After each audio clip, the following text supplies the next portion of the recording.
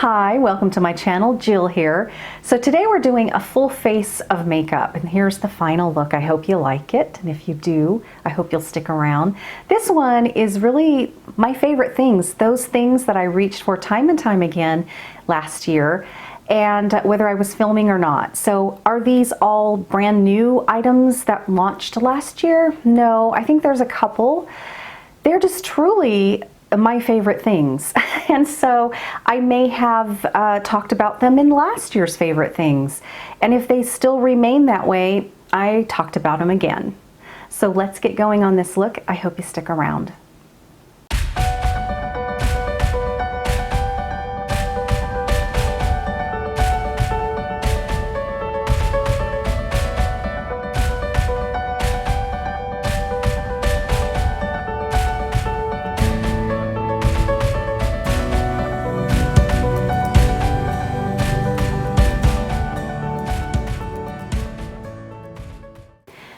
So lately, as we start the foundation piece, this was new to me. I don't believe it could have been new actually to 2019, I think. And it's the Anastasia foundation, this liquid foundation here. I tried this out because I needed a new foundation, and I really love this foundation. It is pricey. It is an Anastasia product, so it is high-end. However, I have genuinely been using this almost every day. I think I could probably do a little better with color matching, so I will work on that, but I'm using this whole one up before I even get tempted to dial that in a little bit more. So what I've been doing recently is just been really putting my foundation on in the center of my face and just kind of blurring the edges as it gets to the outskirts. And that is because the center of my face is sort of my trouble spot, if you will. I have a lot of readiness, or some readiness, mostly due to telangiectasia or broken capillaries. This happens a lot more often as we age, and if you really look in the mirror, you'll see that some of that readiness that you're getting may probably be due to some of those broken capillaries. All right, so yes, I've been really enjoying this foundation. The coverage, I usually put just one squirt onto the back of my hand, and then I get my Real Technique sponge. Sometimes I will dampen it and wring it out really well, but lately I haven't. I think probably because I am using kind of the full strength and doing it just on the center of my face, and it gives me enough to just sort of take it out to the edges, and it works well. So I get some on my sponge, and I'm just going to kind of put it right here in the center.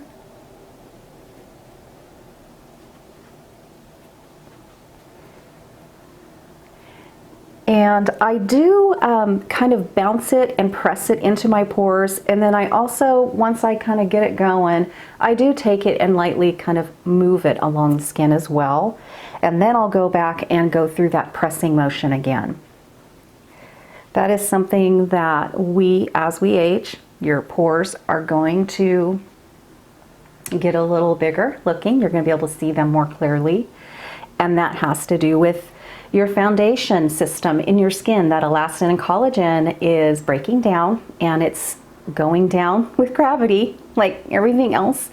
And it is just kind of closing in to the pores. It's falling microscopically into the pores as it's going down. So those pores just are more noticeable. And so I find that I got to kind of press things in there, which is why, amongst other very important reasons, it's so important that you wash your face at night. I recommend a double cleanse with either an oil cleanser or a balm, and then follow up with a second cleanse or a really good lotion slash, I hate calling them toners, but something that you can really take along and get all that excess off that isn't full of bad alcohols and drying ingredients.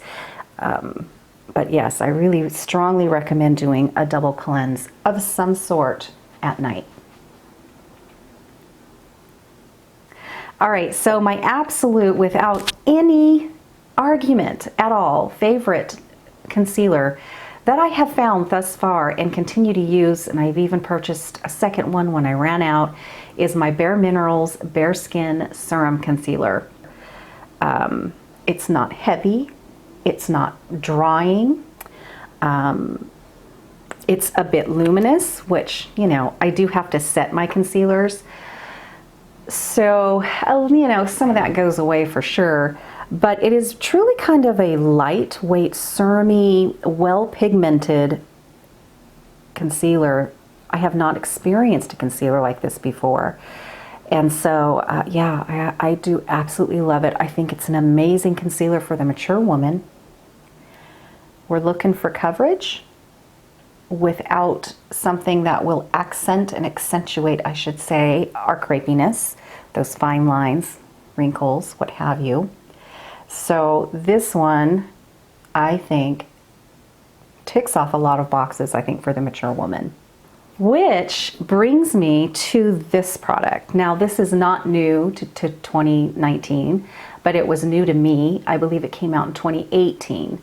And I decided to try it due to all of the glowing, you know, reviews on YouTube here. So I'm a bit behind on the bandwagon for this one.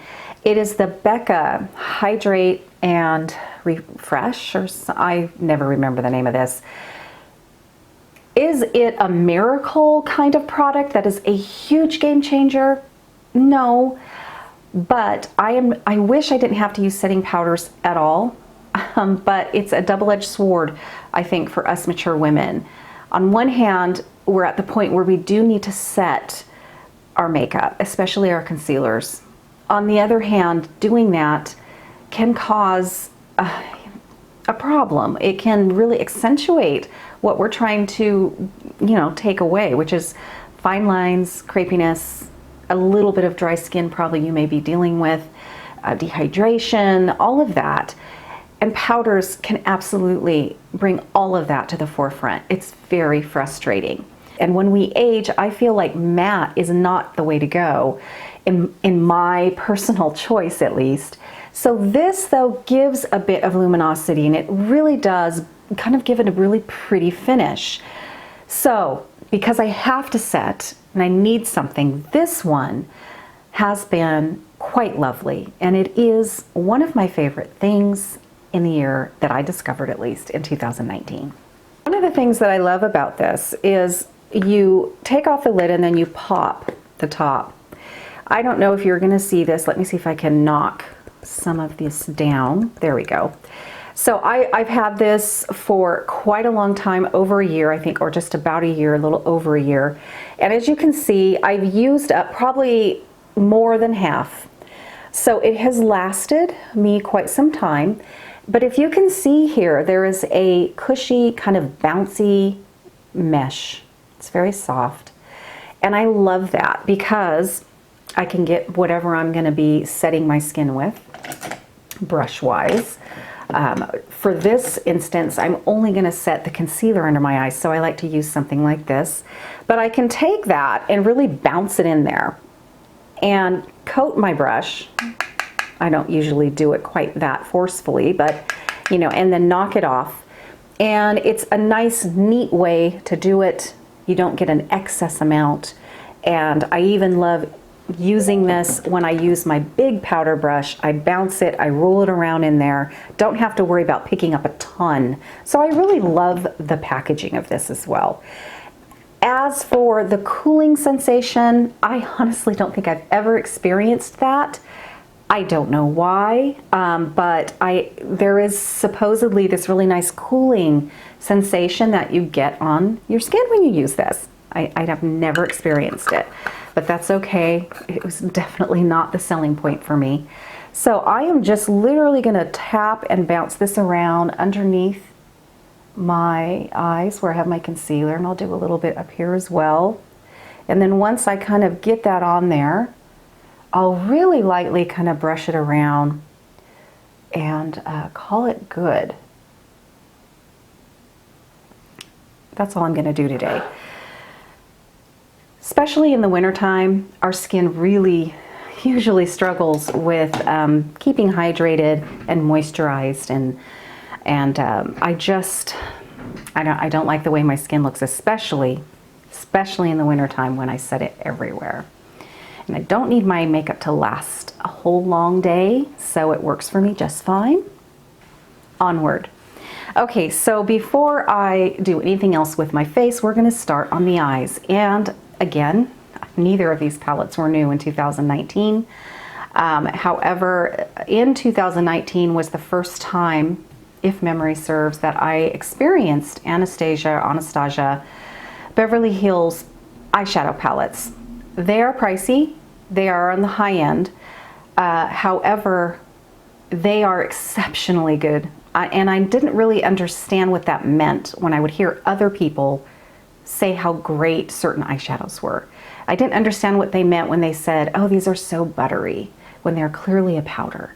And I didn't understand what they meant by payoff and these are, you know, all of that until I experienced these eyeshadows. So these are within my collection. These are the two I have. I have the Soft Glam and the Sultry Palette. Again, these were both gifts. However, I really do want to purchase one myself, a different one, because I've enjoyed these so much and they are exceptional. They really are. So the palette actually that I'm going to be working out of today is going to be the Sultry Palette. It is beautiful. I need to clean it up, however. Mine's looking a little dingy here, but it's because I do use it quite a lot. Something else I want to mention that is definitely something that happened in 2019 that began to be a favorite of mine are the Sigma makeup brushes. Very slow on the bandwagon here. These have been around for a long time, and they continue to make new ones. These were sent to me. And I have to say, I always felt makeup brushes were makeup brushes. And then I tried Sigma brushes.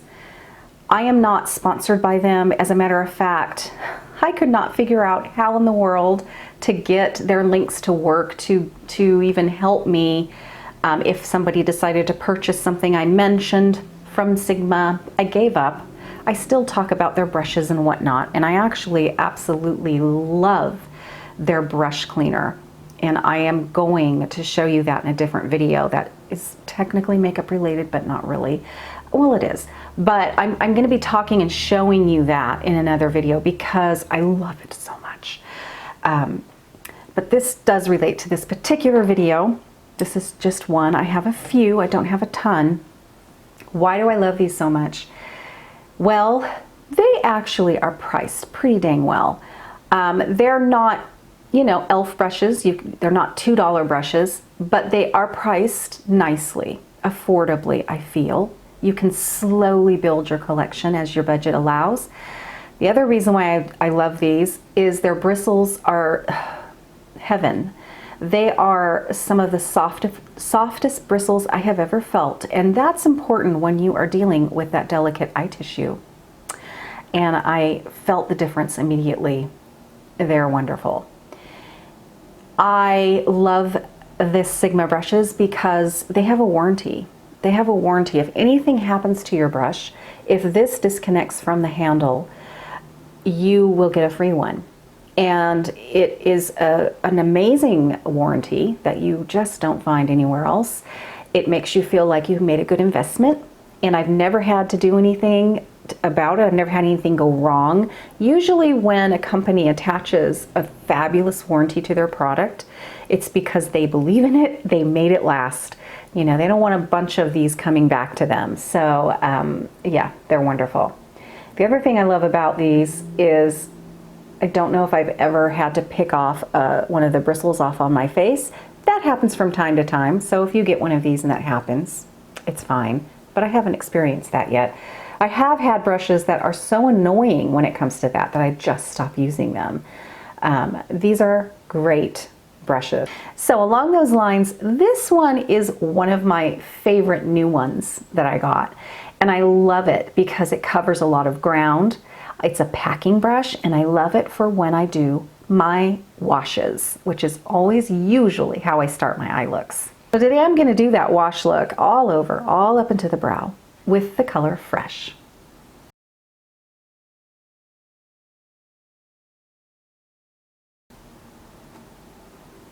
So I'm just gonna kind of tap and coat both sides of this brush, tap it off really well, and I'm gonna press that in really nicely everywhere.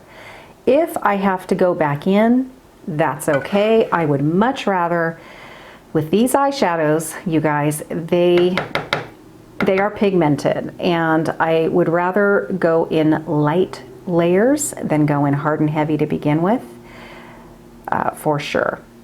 Especially when you start getting into the darker colors. They will blend out and blend out and blend out until you have a big mess.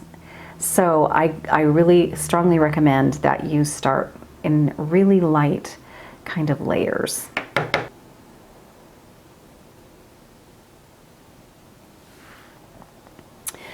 All right. The next color I'm going to be using is going to be a really nice, very neutral beigey brown, and it's kind of my favorite tone to use in this next step. And its color is called Twig. Now this one does lean more to maybe a butterscotch side, but it is beautiful.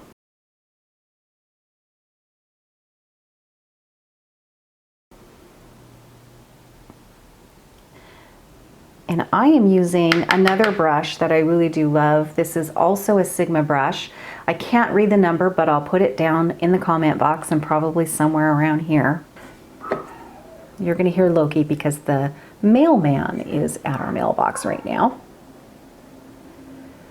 So I'm gonna press it in, and I am gonna just kind of start working it where I want it, rolling the brush around, because when I loaded it, I made sure that I had some pigment all around the tip there.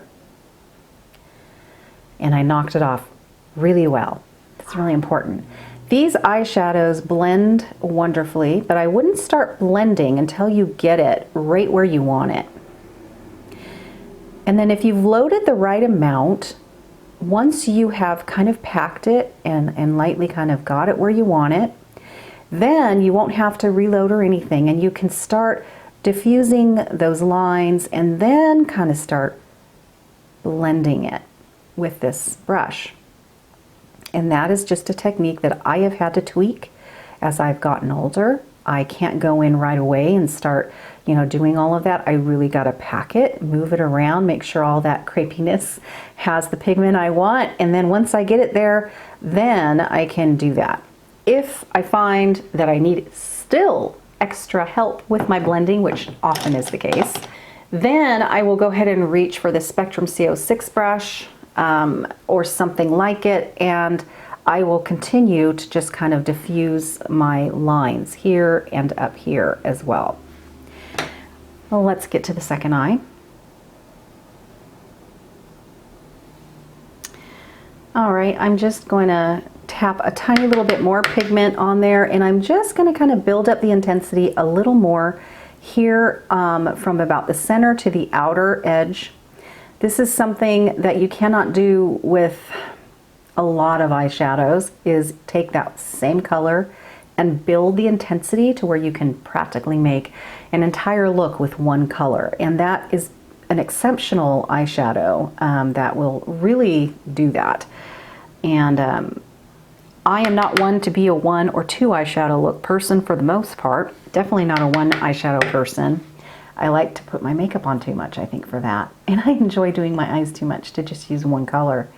However, if there ever was one, these shadows can really make that happen. You can do that.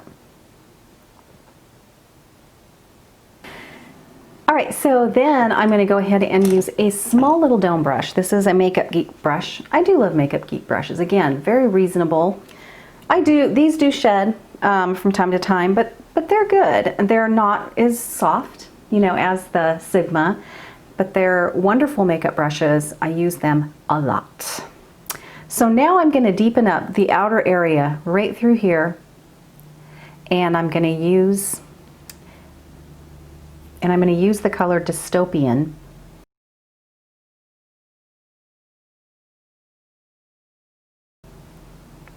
For that. So I'm gonna just kind of roll around this little tiny dome brush, and I'm gonna tap it off real well. And then I'm really going to pack. I'm just packing, packing, tapping, packing and tapping. And I'm right now working on just the mobile lid, rolling the brush around, trying to get all that pigment off and onto my skin tissue.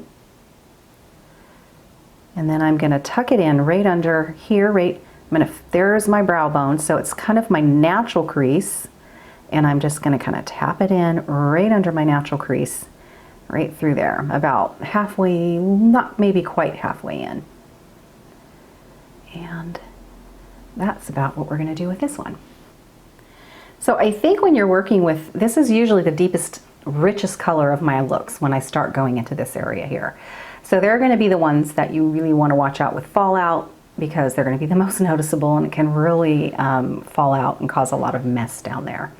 So tapping it off is super important, and packing it on before you start moving the bristles around too much. But the most crucial step, since this is the richest color, is that very first kind of, the first couple taps, because you want to pay attention to the angle that you have your brush, so you're not pressing this pigment in places you don't want it. So I don't want this pigment to start going down too far this way.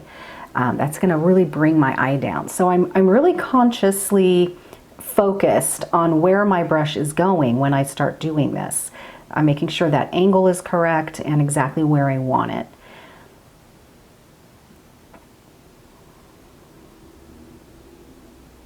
A blending brush, just to soften this line here mostly. I don't really want to drag it over where I packed my color, but I don't want to take that away. All right. Down below the eyes here, I'm going to go ahead and go into that same dystopian. And we're going to use kind of I think two colors down here. Tapping that off really well. I am using an e.l.f. brush right now. I love this e.l.f. brush. These bristles are packed very densely down deep, and so you have great control, and it's wonderful for pressing and doing this under our lower eyelashes.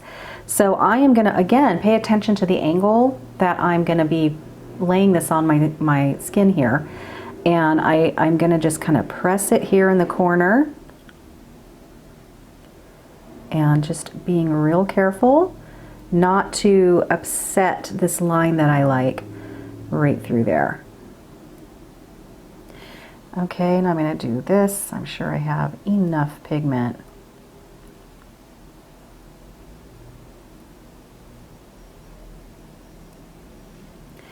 I am going to connect it. However, I have some watering, so I'm not getting a lot of adherence right there. It's very annoying. But anytime you do any kind of lower under eyelash application, you're going to want to make sure that lower line is very soft. So I am going to actually go in with Twig, which is that color that we used for that second application. And I'm going to take that now right below that last application.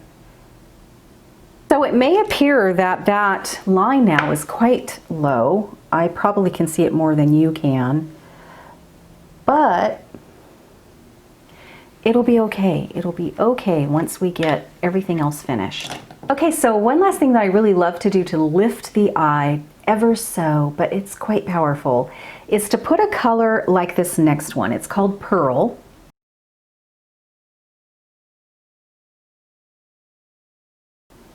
And I'm going to load this little tiny brush here. This was a Forever 21. It was very cheap. Anything that's little tiny that you have a lot of control.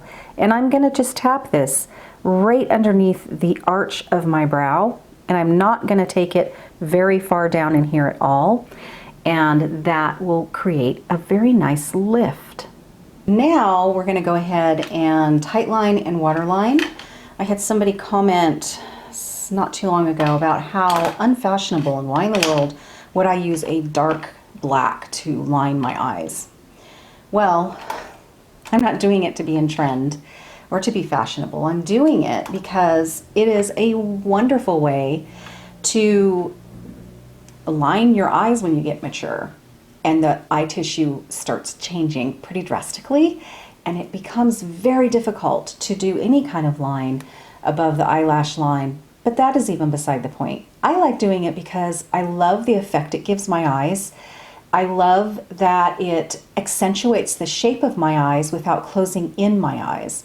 So I use it as more of a technique that I think is really beneficial to my mature eyes. And that's why I love to tightline, especially with a deep black. However, you don't have to use black. You could use a nice soft brown. It's still going to do that same thing. It's going to kind of define the shape of your eye. And yeah, I just really think this is just a fabulous tip for us mature aged people. I'm going to take my Sigma. I love this one because it's very, very creamy. I also have a black NARS one, which has a lot better staying power, but it's not as deep black and it's not quite as creamy. This one's very easy. I recommend this one for beginners because it goes on really easy. It may not stay as long and you may have a little more transference down below, but it does the trick and it will stay around for a while, but it's just easy to apply as well. Plus that deep black, it is so rich and deep. I love it. But first, I recommend definitely curling your eyelashes before you tightline. You can see it better, it just gets them out of the way, and it also opens up your eyes. So let's curl our eyelashes first.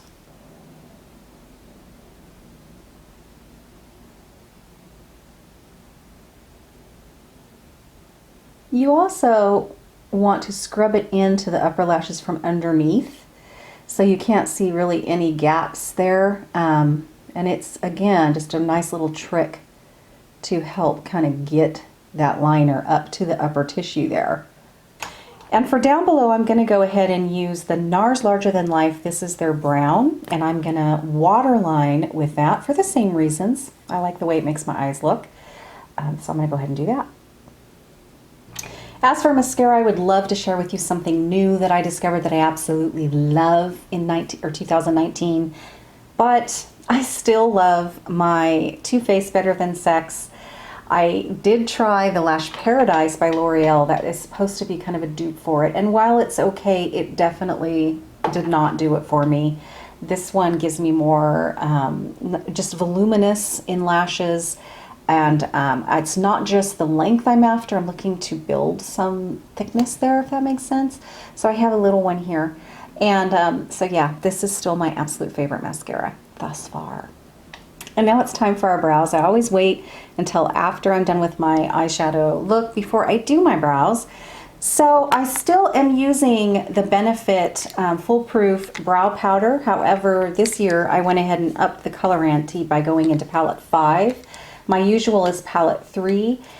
By now I may not know what I'm going to wear for the day, but I better know what wig I'm going to be wearing because that will depend on how I do my, not how I apply my brows, but what colors that I'm going to be using and how deep or rich I need to make them, or if I'm wearing something very light. So I will dip into that palette 3 instead of this one, but I do know which wig I'm going to be wearing. So I do need to do my brows accordingly.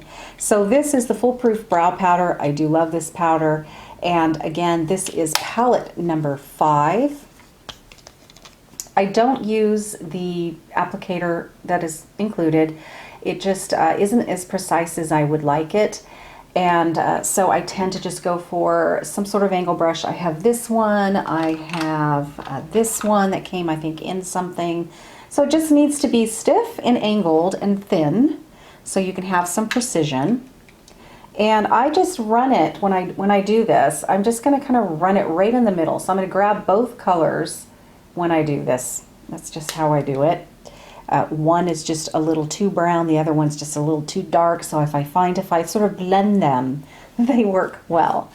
So yeah, I'm just going to do my brows and I will be back. So after I get that powder on there, I like to take a spoolie and really brush through it, soften the lines, especially this lower line, and soften the top line as well, and get it ready for the next product.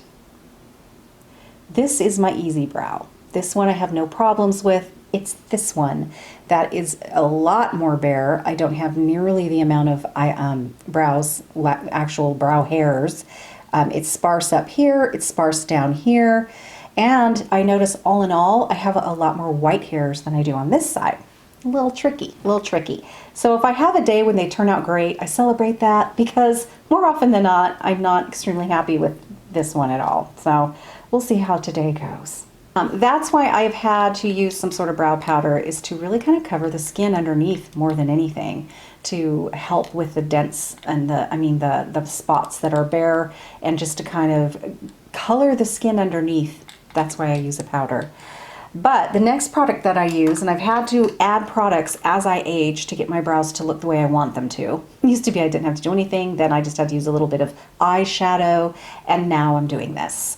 But I do love this product. It's the GimMe Brow, and it is one of my favorites for 2019 because it's when I started using it. It sort of changed the game for me as I was struggling with my brow routine as things were happening. So this one is a 4.5. I do believe I used to use a 4.0. I went up a little bit, and there is a learning curve with this. This is a tinted brow gel, so it is colored. So especially with my left eye, I had to figure out the angles, and I tried doing it with my left hand. That didn't work. So there is a bit of a learning curve, but I really enjoy this. If you are struggling with white brows that are coming in and you still, are going for not that look, I recommend these tinted brow gels. So not so much with this side, because I have enough brows over here, but it still kind of defines each brow that I have, and I like to do that over the powder. I like the look of that. I think it looks more natural. But what I really like about it is that on this side, I don't have a lot of brows. So that is a little challenging, because this is meant just for your brows. It's not meant to color your skin underneath. That's where I have to really rely on that brow powder for this side.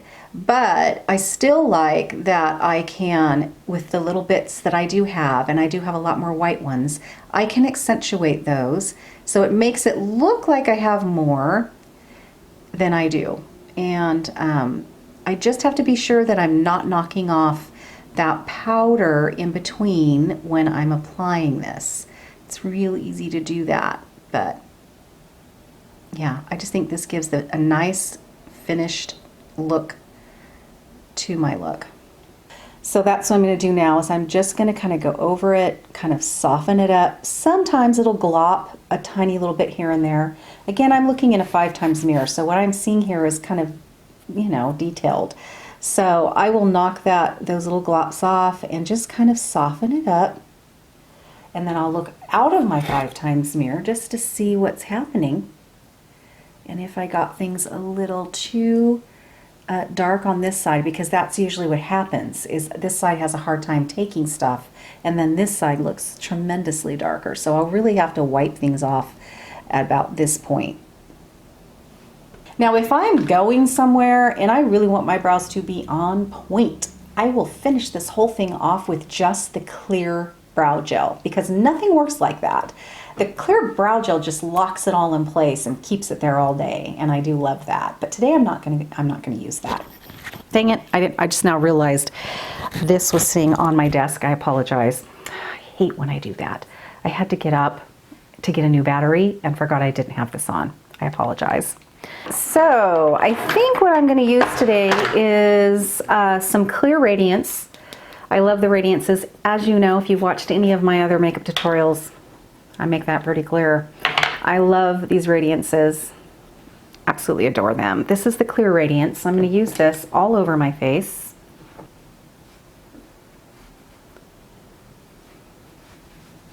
I do it also kind of down here, down into my chest. Did I say I love these Radiances? I do, I really do. Okay, so I'm gonna use this mirror that I have propped up in front of me for my regular mirror. I gotta pull it though, because this is actually a lovely blush palette here. I have had this for a good 3 years. I absolutely love it. It is a SMASHBOX palette. I'm not sure if they make it anymore. But they may sell these colors still, just not in this set. So whatever I use right now, I will make sure to put it down below so you can look and search and see if they still do carry them in some form or fashion. So the first one that I'm going to use is this beautiful highlight berry, which is this one here. And I'm going to continue to kind of work on lifting my cheeks with a little bit of very delicate, not in your face highlighting. And this is a beautiful one. Beautiful, beautiful. So I'm going to go ahead and use this mirror and try not to put it in your way. So this one's going at the top. This one's going to go right in my apple of my cheeks and kind of right up in here.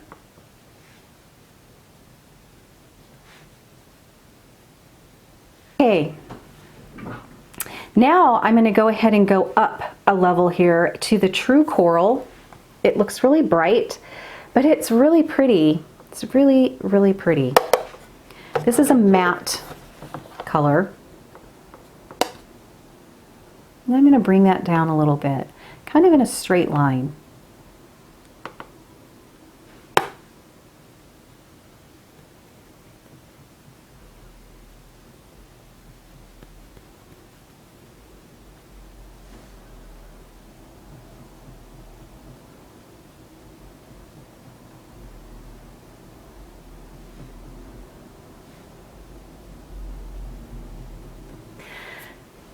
Okay, so next what I'm going to be doing is a very simple lip look.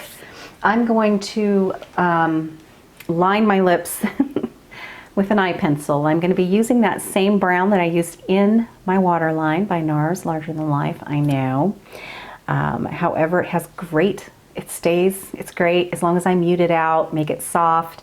It works great to hold in my lipstick. I actually love using this. So I'm going to just line my lips with this and I'll get back to you.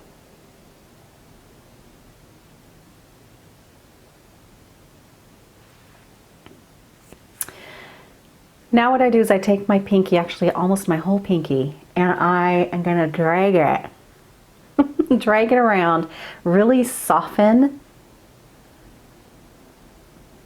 that line.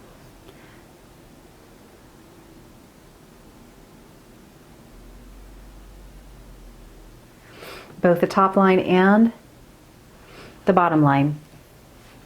So the next color I'm going to be doing, I'm pulling a lipstick that I really love. It's definitely one of my favorites in 2019, and that is the Flower Beauty Pink Dusk. This is 040, and I love it because, once again, it's rather neutral, and yet it's a bit darker than I'm used to, but I'm very comfortable with it, and I really enjoy the Flower Beauty lipsticks in general. It's so hard for me to find a lipstick that I really do like when it comes to the shade, but I do love this one. I would say it's one of my definite favorites in 2019. All right, guys, so that's it for this one. I hope you enjoyed it. Those were definitely some of my very favorite things in 2019. I know this because they're the ones that I really reached for and used a lot, whether I was filming or not. Anyway, I hope you liked this, and I hope you found it helpful. Okay guys, I'll see you real soon. Bye-bye.